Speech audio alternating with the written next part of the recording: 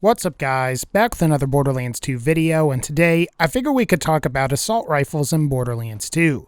Now, if you've played Borderlands 1, the assault rifle equivalents, also known as combat rifles, were actually pretty good in that game and tended to be on par with both SMGs and pistols.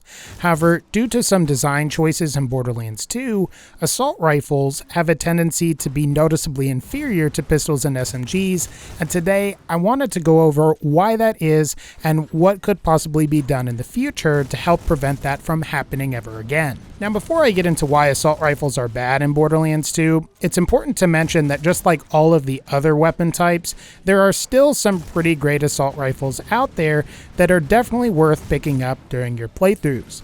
For example, you have assault rifles like the Jacobs Gatling gun that can be phenomenal in pretty much all of the game's difficulties. And in some of the early difficulties, you may find that you like flat-off assault rifles or Torg assault rifles. There are also a lot of really great unique, legendary, Seraph, and pearlescent assault rifles that are highly recommended for endgame play as well. Of course, you have the Kitten and Hail assault rifles, which end up being among some of the best Moxie weapons available.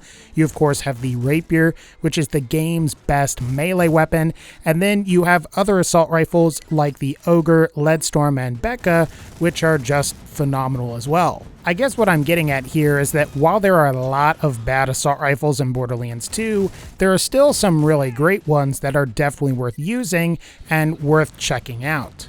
But I guess with all of that out of the way, let's discuss the first problem with assault rifles that has to do with ammo. When it comes to ammo pickups for assault rifles, you should be picking up about 36 ammo every time you pick up one assault rifle ammo pickup, and this is the same case for pistols as well, where if you pick up one pistol ammo pickup, you're going to get 36 ammo for pistols. However, you may be interested to know that for SMG ammo, provided that you pick up one SMG ammo pickup, you're going to get 48 SMG ammo, where with assault rifles, you're only getting 36. So if you are in a situation where you've managed to run out or you're running low on a particular ammo type, you can usually recover SMG ammo at a much faster rate than you can with assault rifle or pistol ammo. It's also worth discussing maximum ammo capacity for assault rifles, pistols, and SMGs. Obviously, pistols clock in at only 900 ammo, assault rifles clock in at about 1,260 ammo, and SMGs clock in at the highest at 1,620 ammo, again, when it comes to maximum ammo capacity. So again, not only are you getting assault rifle ammo at a slower rate per pickup, but SMG ammo has a much higher maximum capacity. And while it's true that you can carry more assault rifle ammo than you can for pistol ammo, when you're actually getting pistol ammo pickups, you're recovering more ammo per pickup relative to your maximum capacity than you are with assault rifles or SMGs. So assuming you have the maximum capacity for pistols, which is 900, you would only need to pick up 25 ammo pickups to return to maximum ammo capacity. SMGs require about 34 pickups to return to maximum ammo capacity, and assault rifles require 35 to return to maximum ammo capacity. So when it comes to assault rifles, you're either picking up less ammo per ammo pickup, the ammo pickups contribute the least to your overall ammo capacity, and you don't even get the highest potential ammo capacity between pistols, SMGs, and assault rifles. While we're on the subject of ammo for assault rifles, we should also talk about how there aren't really any assault rifles that have ammo regeneration or infinite ammo potential.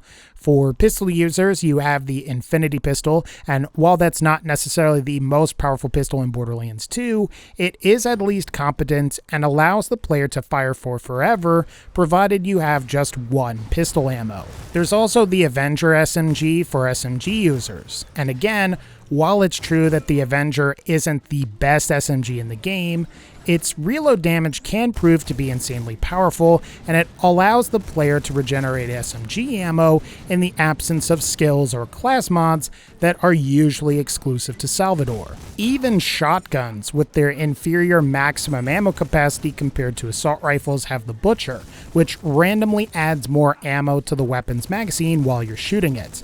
And while this isn't technically ammo regeneration or even infinite ammo, it still significantly reduces the rate at which the player goes through their ammo, meaning you could potentially use far more shotgun ammo than what the maximum ammo count for shotguns would normally allow. So if you take into account weapons like the Infinity for pistols or the Avenger for SMGs, it really only exacerbates the points that I made about ammo pickups and maximum ammo capacity.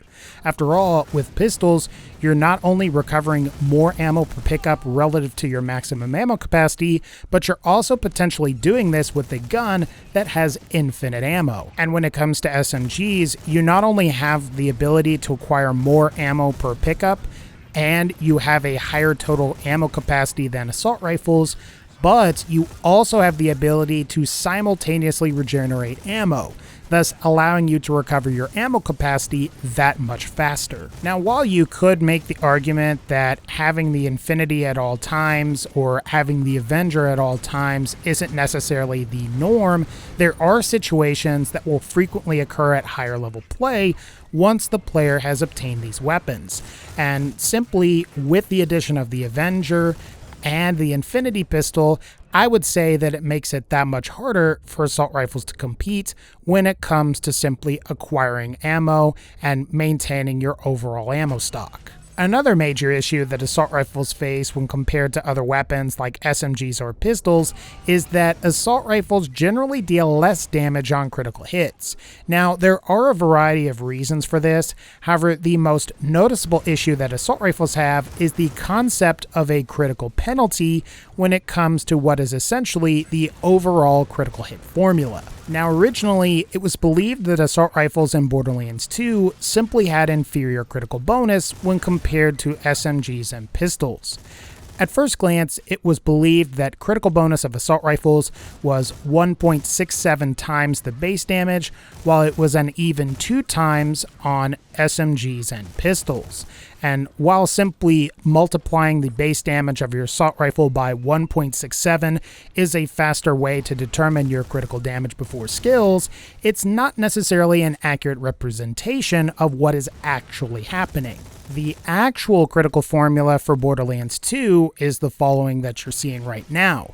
Critical damage equals base damage times multiplier times in parentheses 100% plus base bonus divided by in parentheses 100% plus critical penalty. Now, when it comes to the multiplier for assault rifles, you may actually be surprised to know that assault rifles have the exact same critical multiplier as SMGs and pistols do.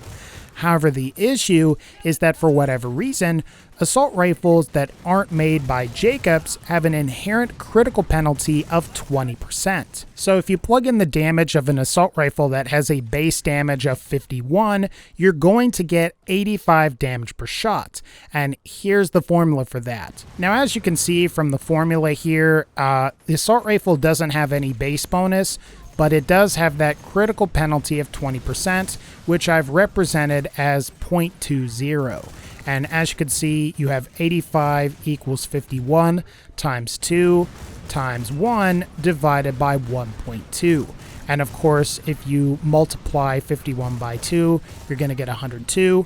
You're going to divide that by 1.2, and then 85 equals 85. So as you can sort of see, the inherent critical penalty of non-Jacobs assault rifles generally makes them weaker than their pistol and SMG counterparts. Now, when it comes to Jacobs assault rifles versus Jacobs pistols have a critical multiplier of 2.5 as opposed to the critical multiplier of 2.3 for Jacobs assault rifles.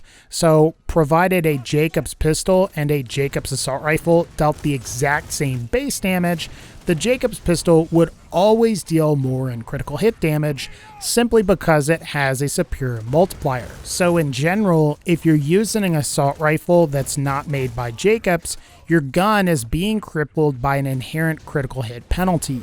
However, if you're using an assault rifle that was in fact made by Jacobs, you're simply getting a lower multiplier than you would for Jacobs pistols. But keep in mind that this multiplier, again, is superior to what you might see on most SMGs and pistols that are made by other manufacturers. So I suppose that's one thing that Jacobs assault rifles have going for them. Now, the final issue that I'd like to talk about concerning assault rifles has to do with some of the more unique barrel designs that they have when compared to either pistols or SMGs. Most assault rifles can spawn with the Torgue barrel, which can potentially allow the user to fire miniature rockets or to fire small grenades. Now, this is actually really cool from a design perspective because it adds some variety to what could have been a fairly boring weapon class.